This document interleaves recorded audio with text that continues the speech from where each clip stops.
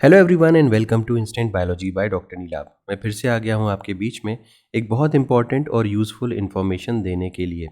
आप सभी लोगों को जानकारी होगी कि सीबीएसई यानी कि central board of secondary education समय समय पर अपने यहाँ परमानेंट पोजीशंस और टेम्पररी पोजीशंस निकालता रहता है, उसके नोटिफिकेशंस आते रहते हैं। आज के इस वीडियो में मैं आपको परमानेंट पोजीशंस जो आई हुई हैं सीबीएसई के अंडर में ग्रुप ए, ग्रुप बी और ग्रुप सी के लेवल पे बहुत ढेर सारी पोजीशंस आई हुई हैं अलग अलग डोमेन्स में। और ख़ास बात यह है कि इसमें अगर आपने ग्रेजुएशन किया है या पोस्ट ग्रेजुएशन किया है किसी भी डिसिप्लिन से, चाहे बायोलॉजी, बायोटेक्नोलॉजी या इसके अलावा भी अगर अलग अलग डिसिप्लिन से आपने किया हुआ है तो आप यहाँ पे एलिजिबल हैं। बहुत ढेर सारी पोजीशंस हैं, तो इन सभी पोजीशंस को आज डिटेल में देखेंगे कि किस तरीके से आप यहाँ पे अप्लाई कर सकते हैं, एप्लीकेशन फ़ीस कितनी है, डेडलाइन वगैरह क्या है, उस सभी चीज़ों के बारे में आज इस वीडियो में डिस्कस करने वाले हैं। ये जो रिक्रूटमेंट है ये डायरेक्ट रिक्रूटमेंट का नोटिफिकेशन आया हुआ है और ये इसके बारे में आज के वीडियो में बात करेंगे।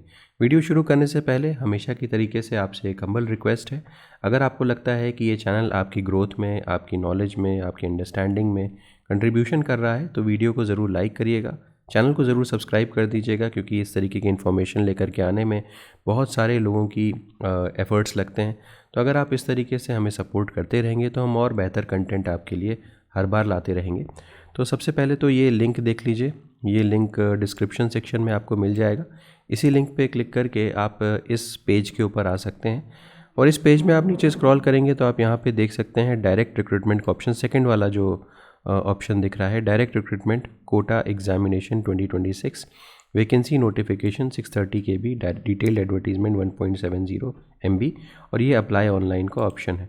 तो यहाँ से अप्लाई कर सकते हैं ऑनलाइन, लेकिन उससे पहले आप एडवर्टीज़मेंट को देख लीजिए, ठीक से स्टडी कर लीजिए और ये समझ लीजिए कि कौन कौन सी पोस्ट आपके लिए यूज़फुल है।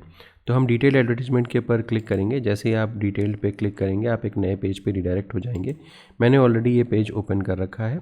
अगर डेट की बात करते हैं तो ये जो एडवर्टीज़मेंट आया है वो 2/12/2025 को आया है, यानी कि ज़्यादा पुराना नहीं है, अभी 4 दिन पहले का ही है। और इसका जो एडवर्टीज़मेंट नंबर है वो आप यहाँ पे देख सकते हैं, CBSE रेक्ट सेल 14/88/2025। तो डायरेक्ट कोटा रिक्रूटमेंट 2026 के अंतर्गत ये पोजीशंस आई हुई हैं।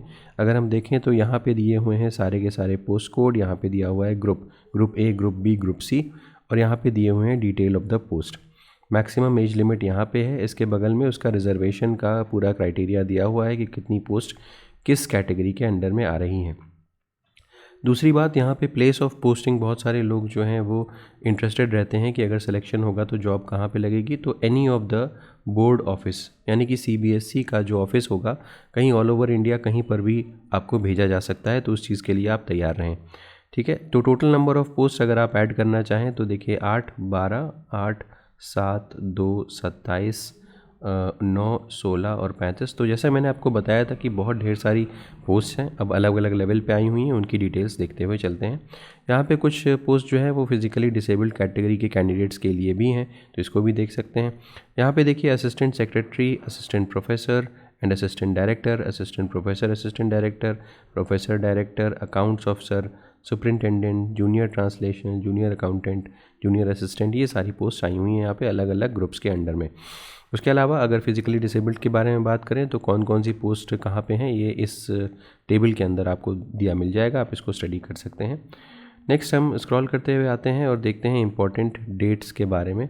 इंपॉर्टेंट डेट्स में 2/12/2025 को ऑनलाइन एप्लीकेशन फॉर्म ओपन हो चुका है और 22/12/2025 यानी कि 22 दिसंबर को ये एंड होने वाला है। इसके अलावा लास्ट डेट ऑफ सबमिशन जो एप्लीकेशन फॉर्म का होगा वो 22 तारीख को ही होगा रात में। ठीक है, और last date of submission of fees भी 22 तारीख को ही है, ये देख लीजिएगा। इसके अलावा रिजर्वेशन जो है वो जनरली जैसे गवर्नमेंट ऑफ इंडिया के नॉर्म्स में रिजर्वेशन रहता है वो ही है। इसके अलावा क्रूशियल डेट फॉर, अगर आप अपॉइंटमेंट ले रहे हैं, यहाँ पे सिलेक्शन होता है तो क्रूशियल डेट जो आपके एज वगैरह से रिलेटेड है वो लास्ट डेट 22/12/2025 कंसिडर की जाएगी। ठीक है, ये सारी की सारी चीज़ें आपकी जो रिज़र्वेशन और एज वगैरह से रिलेटेड है वो सारी चीज़ें यहाँ पे दी हुई हैं। ये रिज़र्वेशन से अगेन रिलेटेड है। यहाँ पे एज रिलैक्सेशन, बहुत सारे स्टूडेंट्स के क्वेश्चंस रहते हैं कि रिलैक्सेशन मिलेगा कि नहीं मिलेगा।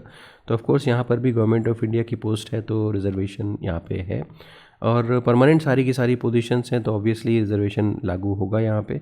SC ST के लिए 5 साल जैसा हर जगह होता है, OBC के लिए 3 साल, फिज़िकली डिसेबल्ड के लिए 10 साल, physically disabled OBC NCL category के लिए 13 साल। तो इस तरीके से आप इसको चेकआउट कर सकते हैं। फ़ीमेल कैंडिडेट्स के लिए भी 10 साल यहाँ पे रिजर्वेशन बताया गया है। अब आ जाते हैं एलिजिबिलिटी क्राइटेरिया के ऊपर। सबसे पहले पोस्ट जो थी असिस्टेंट सेक्रेटरी की थी। मैंने आपको बताया भी था कि यहाँ पे जनरल आपने अगर बैचलर्स डिग्री ले रखी है किसी भी रिकग्नाइज्ड यूनिवर्सिटी या इंस्टीट्यूट से तो आपका सिलेक्शन यहाँ पे हो सकता है। अपर एज लिमिट का ध्यान दीजिएगा 35 ईयर्स है, और यहाँ पे रिक्रूटमेंट 3 स्टेजेस में होगा। टियर 1 की स्टेज में आपका MCQ बेस्ड एक एग्ज़ाम होगा। टियर 2 में objective type OMR based and descriptive type यहाँ पे रिटन मेन एग्जामिनेशन होगा, और टियर 3 में फाइनली इंटरव्यू आपका होगा। तो ये असिस्टेंट सेक्रेटरी की पोस्ट है। इसके अलावा देखें assistant professor and assistant director की पोस्ट जो आई हुई है ये एकेडमिक और ट्रेनिंग और स्किल एजुकेशन से रिलेटेड पोस्ट है। तो यहाँ पे 55% मार्क्स आपका पोस्ट ग्रेजुएशन में अगर है तो आप अप्लाई कर सकते हैं यहाँ पे। तो किसी भी अगर कैटेगरी में है तो उसकी कोई दिक्कत नहीं है। और डिज़ायरेबल में यहाँ पे दिया हुआ है, अगर डिज़ायरेबल नहीं भी है आपके पास तब भी मुझे लगता है कि आपको अप्लाई करना चाहिए। स्टेजेस ऑफ रिक्रूटमेंट की बात करें तो यहाँ पर भी 3 स्टेजेस हैं, टियर 1, टियर 2, टियर 3, वैसे ही है जैसा कि मैंने आपको पीछे वाले में बताया था। नेक्स्ट बात करते हैं अकाउंट्स अफसर की पोस्ट जो है। यहाँ पर बैचलर्स डिग्री आपके पास होनी चाहिए रिकग्नाइज्ड यूनिवर्सिटी की, लेकिन उसके साथ साथ आपकी जो डिग्री होनी चाहिए वो इकोनॉमिक्स, कॉमर्स, अकाउंट्स वगैरह से रिलेटेड होनी चाहिए, क्योंकि ये जो पोस्ट है वो अकाउंट्स ऑफिसर की पोस्ट है। नीचे आ जाते हैं, अगली पोस्ट जो है वो सुपरिंटेंडेंट की है। ये बैचलर्स डिग्री अगर आपके पास किसी भी यूनिवर्सिटी से है तो आप अप्लाई कर सकते हैं। इसके अलावा आपके पास जानकारी होनी चाहिए कंप्यूटर वगैरह की, तो ये भी एसेंशियल में मेंशन्ड है। यहाँ पे जो आपका टेस्ट होगा वो दो स्टेजेस में होगा। अच्छा, यहाँ पे मैं दूसरी चीज़ बता दूँ कि यहाँ पे जनरल बैचलर्स डिग्री मांगी है, किसी स्पेसिफिक एरिया या डोमेन की नहीं मांगी, तो आप यहाँ पे अप्लाई कर सकते हैं किसी भी डोमेन के स्टूडेंट्स। यहाँ पे एग्जामिनेशन 2 टियर में होगा, इंटरव्यू यहाँ पे नहीं है, रिटन एग्जामिनेशन पूरी तरीके से होगा। पहला MCQ और दूसरा भी MCQ टाइप ही होगा, ऑब्जेक्टिव टाइप क्वेश्चन होंगे और डिस्क्रिप्टिव टाइप क्वेश्चन भी यहाँ पे दिए जाएंगे। इसके अलावा नेक्स्ट देखते हैं जूनियर ट्रांसलेशन ऑफिसर की जो पोस्ट है। यहाँ पे हिंदी में डिग्री आपके पास होनी चाहिए, तो अगर आपके पास है तो आप अप्लाई कर सकते हैं। नेक्स्ट देखते हैं जूनियर अकाउंटेंट की जो पोस्ट है, इसमें क्लास 12 आपके पास होना चाहिए, क्लास 12 की डिग्री। इसके अलावा क्लास 12 की जो डिग्री है आपके पास वो institution with accountancy, business studies, economics, commerce as one of the subject अगर आपके पास है तो आप अप्लाई कर सकते हैं। सिर्फ 12th के बेसिस पे है। इसके अलावा टाइपिंग स्पीड आपकी बढ़िया होनी चाहिए, 35 वर्ड्स पर मिनट, और यहाँ पे भी 2 टियर में एग्जामिनेशन आपका होगा। नेक्स्ट जूनियर असिस्टेंट की जो पोजीशन आई हुई है, यहाँ पर भी 12th क्लास के बेसिस पे ही सिलेक्शन है, और आपका टाइपिंग स्पीड देखा जाएगा वो अच्छा होना चाहिए, और टियर 1, टियर 2 के बेसिस पे यहाँ पे एग्जामिनेशन है। तो ये सारी की सारी डिटेल्स हो गई जो आपके लिए इम्पॉर्टेंट थी। आप इसको और डिटेल में खुद से भी पढ़ सकते हैं, क्या पता आपके लिए कोई और भी इम्पॉर्टेंट पॉइंट हो जो आप देखना चाहें। एग्ज़ामिनेशन फ़ीस यहाँ पे कुछ लग रही है। 2 कंपोनेंट्स हैं एग्ज़ामिनेशन फ़ीस के। तो पहला है एप्लीकेशन फ़ीस, वो SC ST कैंडिडेट्स के लिए, फिज़िकली डिसेबल्ड कैंडिडेट्स के लिए, एक्स सर्विसमैन के लिए और वुमेन कैंडिडेट्स के लिए एप्लीकेबल नहीं है। और दूसरा है प्रोसेसिंग फ़ीस, ये सभी के लिए एप्लीकेबल है। तो यहाँ पे अगर हम देखें कि किस तरीके से फ़ीस क्या लग रही है, तो यहाँ पे प्रोसेसिंग फ़ीस के बारे में एप्लीकेशन फ़ीस जो है वो SC ST physically disabled candidates के लिए नहीं लग रही है और प्रोसेसिंग फ़ीस लग रही है। तो यहाँ पे देख सकते हैं, अगर आप यहाँ पे SC ST physically disabled, ex serviceman और फीमेल कैंडिडेट्स की बात करें तो ग्रुप A, B और C ये तीनों पोस्ट दी हुई हैं। एप्लीकेशन फ़ीस यहाँ पे कुछ भी नहीं लग रही, नथिंग। लेकिन प्रोसेसिंग फ़ीस की बात करें तो 250 रुपये हर कैटेगरी को देने होंगे, तो टोटल मिलाकर के आपको 250 रुपये देने होंगे। लेकिन अगर हम बात करें अनरिजर्व्ड कैटेगरी के कैंडिडेट्स के लिए तो ये आश्चर्यजनक रूप से बहुत ही ज़्यादा फ़ीस यहाँ पे लग रही है, जो मुझे लगता है कि ऐसा नहीं करना चाहिए। बहुत ज़्यादा फ़ीस यहाँ पे ले रहे हैं। तो ग्रुप A, ग्रुप B और ग्रुप C की पोस्ट है।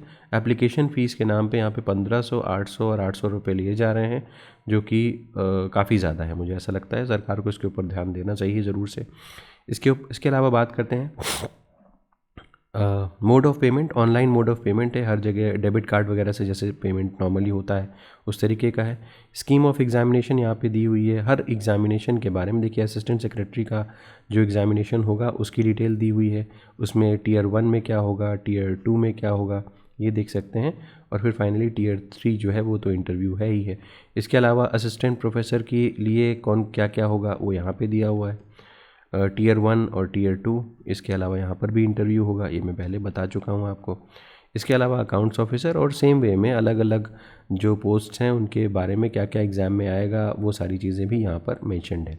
तो हम आगे बढ़ते हैं, आप अपने हिसाब से जो भी आप पोस्ट के लिए अप्लाई करना चाहते हैं उसको स्टडी कर लीजिएगा कि कौन सा टॉपिक या क्या और क्या क्या सब्जेक्ट आपको पढ़ने होंगे एग्ज़ाम के लिए। ठीक है, तो ये हो गया। इसके अलावा expected level of knowledge for examination, तो जैसे सिलेबस में दिया गया था वही है। कई सारे लोग पूछते हैं कि फाइनल सिलेक्शन किस बेसिस पे होगा, तो कट ऑफ मार्क्स जो होगा वो tier 1 and tier 2 will be 5% below the cut off marks of the unreserve category. ठीक है, तो अनरिजर्व कैटेगरी के 5 जो मार्क्स होंगे उससे 5% नीचे कट ऑफ मार्क्स रखा जाएगा। कैंडिडेट्स फॉर OBC EWS के लिए 10% नीचे और cut off marks for unreserve category, और SC ST के लिए इसी तरीके से SC ST के लिए। तो ये है। इसके अलावा the board reserves right to decrease the short listing criteria for tier 2 interview skill test as the case may be. इसके अलावा however no candidate will be considered for selection process if they secure less than 30% marks. Cities of examination, generally सभी जगहों पे CBSE के examination centres पड़ते हैं, तो इनमें से अगर आपका भी कोई आपके आसपास का शहर है या आपके शहर में हो रहा है तो मेजरली सारे के सारे शहर यहाँ पे कवर्ड हैं जो इम्पोर्टेंट हैं, तो आप इसको देख सकते हैं। मार्किंग स्कीम के बारे में बात करें तो टीयर 1 की मार्किंग स्कीम 3 मार्क्स सही आंसर के लिए दिया जाएगा और 1 मार्क्स जो है वो गलत आंसर के लिए दिया जाएगा। अनआंसर्ड क्वेश्चन के लिए कोई मार्क नहीं होगा, तो ये दिया है। There is no provision of re evaluation of tier 2 examination के लिए, री एवेल्यूशन का कॉन्सेप्ट भी यहाँ पे नहीं है। ये कुछ इंपॉर्टेंट इंस्ट्रक्शंस हैं कि आपको किस तरीके से एग्जामिनेशन हॉल में कंडक्ट करना है अपने आप को, ये सारी चीज़ें हैं, अनफेयर मीन्स और ये सारी जनरल चीज़ें यहाँ पे मेंशन हैं। आप इसको एक बार देख सकते हैं चाहेंगे तो। और दूसरी चीज़, कोई भी क्वेरी हो तो आप ये 43rd नंबर पे डिटेल दिया हुआ है, यहाँ पे कांटेक्ट कर सकते हैं इनसे, फ़ोन नंबर दिया है, इनसे बातचीत करके आप अपनी क्वेरी को सॉर्ट आउट कर सकते हैं। फिर फाइनली यहाँ पे दिया हुआ है फॉर्मेट अलग अलग, अगर आप OBC कैटेगरी के हैं, SC ST कैटेगरी के हैं, EWS के हैं, फिजिकली डिसेबल्ड कैटेगरी के हैं, तो यहाँ पे प्रोफार्मा आपको फिल करना पड़ेगा जैसे बाकी एग्ज़ाम्स में भी होता है सरकारी। ठीक है, ये पूरा का पूरा प्रोफार्मा है यहाँ पे। वापस आ जाते हैं, एक बार देख लेते हैं यहाँ पे जो ये अप्लाई नाउ का ऑप्शन, अप्लाई ऑनलाइन का ऑप्शन दिया हुआ था, इसके ऊपर क्लिक करके पहले आप रजिस्टर करिए, उसके बाद फॉर्म को फिल करना पड़ेगा। उम्मीद है कि ये वीडियो आपके लिए यूज़फुल रहा होगा। अगर वीडियो पसंद आया हो तो इसे ज़रूर लाइक करिएगा, चैनल को सब्सक्राइब करना ना भूलिएगा, बेल आइकन को ज़रूर प्रेस करिएगा और अपने फ्रेंड्स के साथ ज़रूर शेयर करिएगा। Thank you so much, have a good day.